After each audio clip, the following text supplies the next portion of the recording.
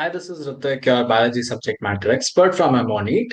And in today's video, we will be discussing on the remaining organelles. Alright, so coming to the major topic now, the very first organ, like today's video is mitochondria. Before that, in the previous, we have actually gone through what? So different cellular organelles, right?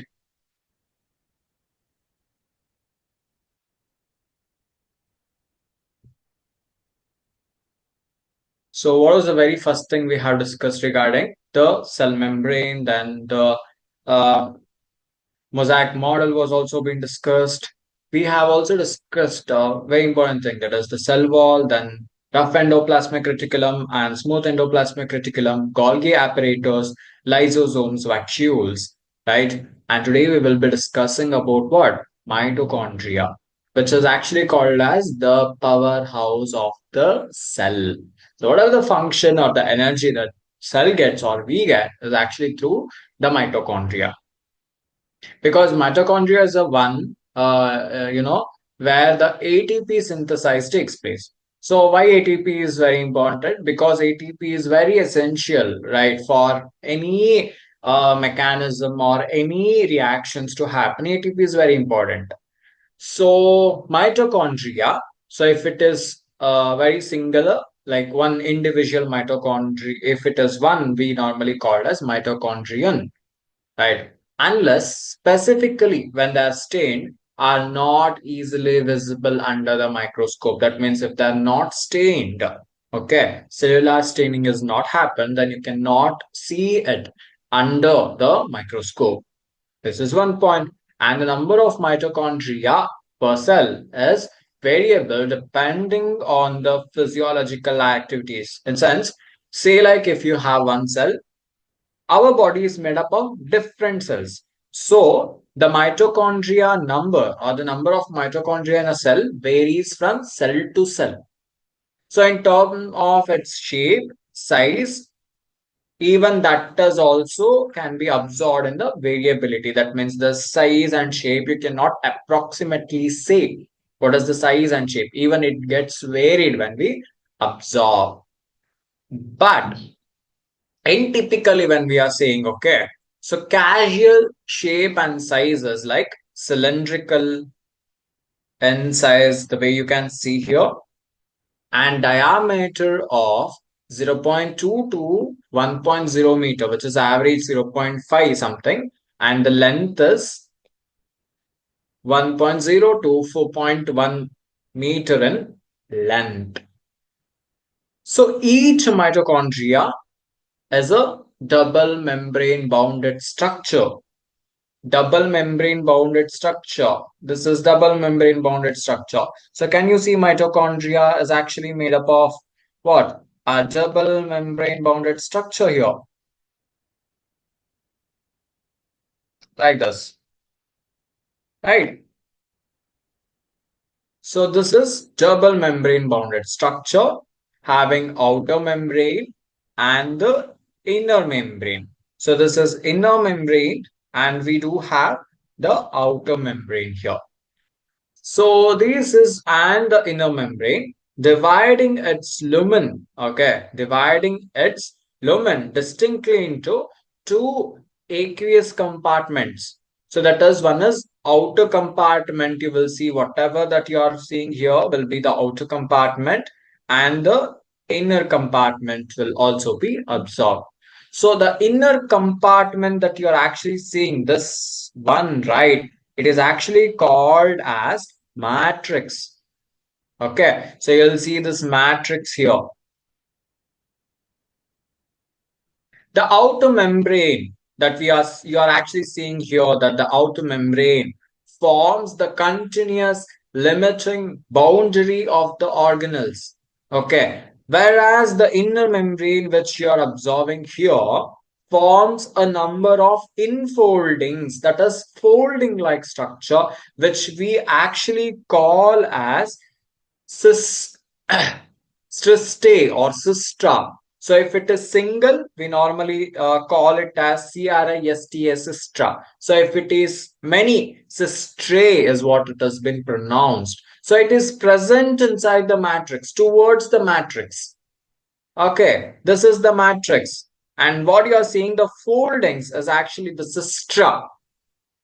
And this cistrae increases the surface area. What is the major function of the cister or cistrae? You have to remember that it helps in the increasing on the surface area. Surface area increasing. Okay.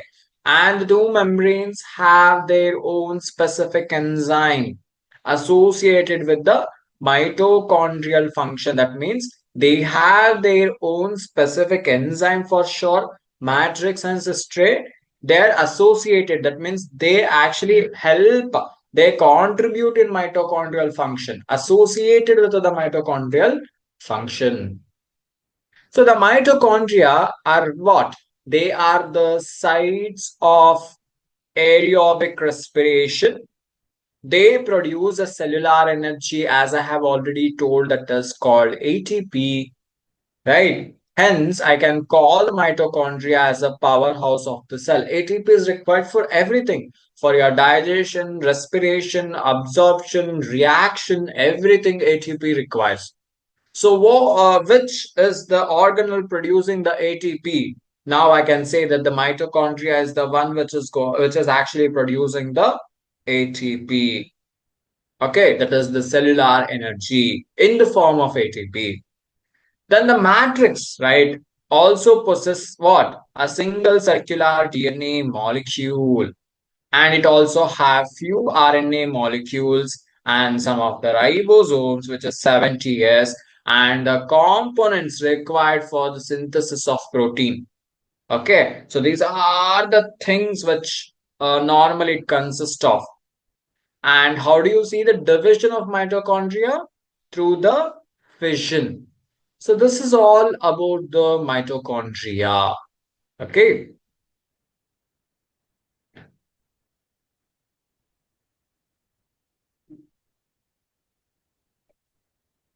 So after the mitochondria, the next one we are going to discuss is on plastids. So plastids are found in the plant cells as well as in the euglenoids. So these are easily observed under the microscope because they are very large. This is one point. And they bear some specific pigments, say like green pigments, okay, which actually impact coloration to the plants. So based on the type of pigments, what color, the pigment it is going to impact. So they can be classified into chloroplast, chromoplast, and uroplast. Getting? So one is chloroplast, chromoplast, then uroplast.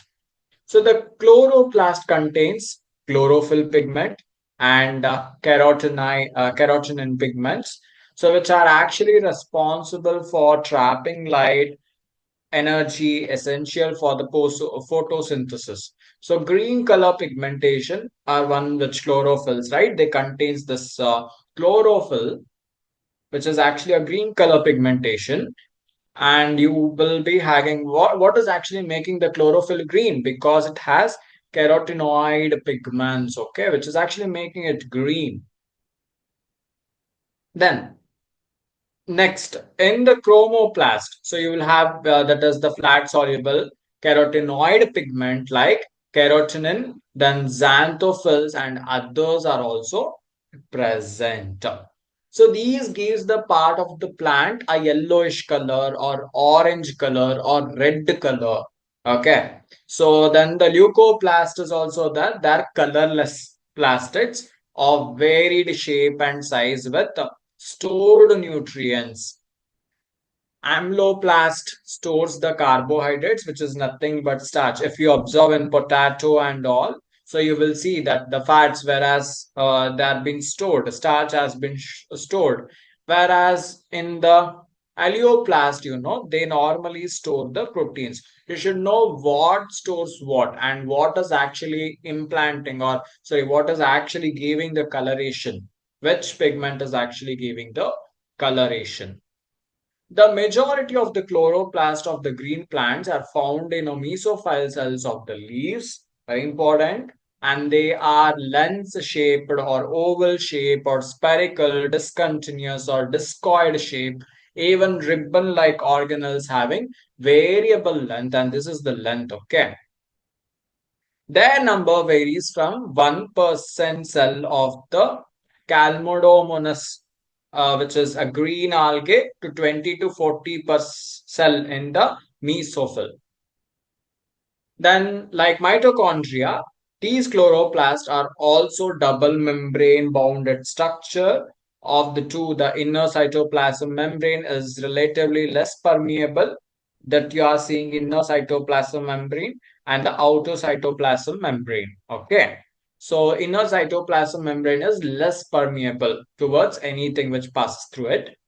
The space limited by the inner membrane of the chloroplast is actually called as stroma. Okay. Stroma is something where the space has been, limited by the inner membrane of the chloroplast. The number of the organelles flattened. So can you see like there are something you can observe, the flattened kind of things. Okay. They are actually called as thylakoid. They are present in actually where? They are actually present in the stoma. Okay. And they are arranged, this thylakoids, they are arranged in the star like piles of coins. So have you seen coins? How they are arranged? One by one, right? So in that way it has been arranged. Okay. And in additional, there are flat membranous tubules that are called as stomas present. You can see here there are tubules which joins one another, okay, which connects one another, that is, which connects the thylakoid, okay, of the different grana or different granule. So the membrane of this thylakoid encloses a space which is actually called as lumelle or lumen is one thing. So the stoma of the chloroplast contains an enzymes. These enzymes are required for the synthesis of carbohydrates and proteins in the cytoplasm. So inside the chlorophyll. So here what happens is it also contains the small, then double-stranded circular DNA molecules and ribosomes. The chlorophyll pigments are present in the thylakoid. So where you will see the chlorophyll pigments in the thylakoid. So the ribosomes of the chloroplast are smaller, which is 70 S, than the cytoplasm ribosomes, which is actually 80 S. That is in the chloroplast, they are smaller when compared to the ribosomes which are present in the cytoplasm. Then what are these ribosomes that I have been mentioning before? Ribosomes, they are the granular structure which was first observed under the electronic microscope as dense particles by the George Palade in 1953. So they are composed of the ribonucleic acid. Ribosomes composed of what? RNA. And it also consists of proteins and are not surrounded by any membrane here. So ribosomes are not surrounded by any membrane. This I need to note down. Then in the eukaryotic ribosomes, they are 80 S, while the prokaryotic ribosomes are 70 S. So what is this yes that I'm actually denoting? 80, 70. What is this yes? Yes is nothing but it is actually a unit. Okay. Svedberg's unit. Svedberg is a scientist who gave this unit. So his name has been given. Svedberg's unit. So it actually stands for the sedimentation coefficients. So that doesn't mean what exactly the sedimentation coefficient? It means that measuring of the density and size of the ribosome. Okay. So as I told, ribosome size differs. Its function is major, but it differs. The size differ. So to measurement of the density and the size, we normally prefer this unit. So both 70S and 80S ribosomes are composed of two subunits. Okay. Then coming to the cytoskeleton. What is the cytoskeleton? An elaborate network of the filamentous proteinaceous structure, which is actually present in the cytoplasm, is collectively referred as what? Cytoskeleton. So the cytoskeleton in the cell are involved in many functions, such as it gives the mechanical support, motility, momentum, and maintenance of the shape of the cell. So this is the picture of the electronic microscope that you will observe the cytoskeleton, and this is a diagrammatical representation. Then we have a cilia and flagella. So what is cilia and flagella? See, if this is some kind of bacteria, so you're seeing this, right? So I can call this as cilia. In case if it has a lengthy one, we call it as flagella. So this might be a cilia and this is the flagella. Cilia and flagella. So if it is singular, we normally call it as cilium and flagella. They are hair-like outer growth of the cell membrane. So they are actually outer growth of the cell membrane, right? They are being grown outer most on the cell membrane. So what is a major thing? It actually one which causes the movement of either the cell or the surrounding fluid. Okay. Then the flagella are comparatively long and responsible for the what? Cell momentum. So this is the cilia is the one which is the outermost growth you will be observing on the cell. Helps in the momentum of the entire cell or the surrounding of the fluid. Where the flagella is the longer responsible for the cell momentum, the prokaryotic bacteria also possess the flagella, but these are structurally different from the eukaryotic flagella. So if you study in depth regarding that cilium or flagellum in electronic microscope, okay, it shows that they are covered with the plasma membrane. Their core, called the axoneme, possesses a number of microtubules running parallel to the long axis. So this is the microtubules that you are seeing. Okay. Like you have the peripheral microtubule and the central microtubule. The axonema that we normally say usually have a nine pair of doubled. So this is if you count one, two, three, four. See, this is one, two, three, four, five, six, seven, eight, nine. Totally, how much we have? Axoneme usually have nine pair of the doubled. They are doubled, right? You can see this. They are doubled of radially arranged peripheral microtubules. So these are the peripheral microtubules. Anyhow, right? So, and a pair of, you will also see what? One pair of central microtubules here. Such an arrangement of axonemal microtubules is actually referred to as 9 plus 2 array that you are seeing here. So because outside 9 and the central you have 2. The central tubules are connected by bridge and is also enclosed by a central sheath which is connected to one of the tubules of each peripheral doubles by the radial what do you say that here you have. So that is any one of this peripheral microtubule, one will be connected by radial SPOK spoke. Okay. Thus, there are nine radial spokes. So total how much you can count? You can see nine. See, if you just know the diagram and the labeling, you can able to understand its mechanism and to frame a sentence.